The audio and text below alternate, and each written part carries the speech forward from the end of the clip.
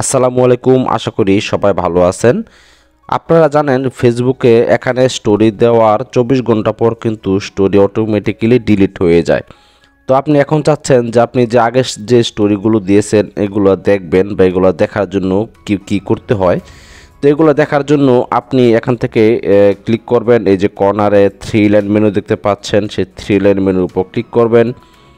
3 line মেনুর উপর click করার পর আপনি নিচের দিকে যাবেন। নিচের দিকে যাওয়ার পর আপনি এখানে সেটিংস অ্যান্ড প্রাইভেসি নামে একটা অপশন, এটার উপর ক্লিক করে দিবেন।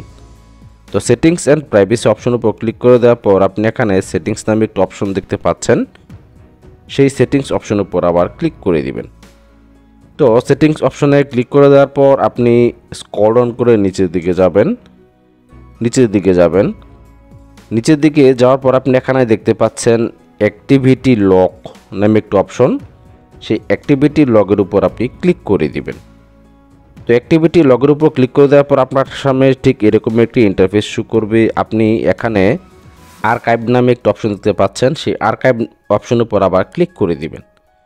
তো আর্কাইভ অপশনের উপর ক্লিক করে দেওয়ার পর আপনি এখানে আবার দেখতে পাচ্ছেন স্টোরি আর্কাইভ, সেই স্টোরি আর্কাইভের উপর আবার ক্লিক করে দিবেন।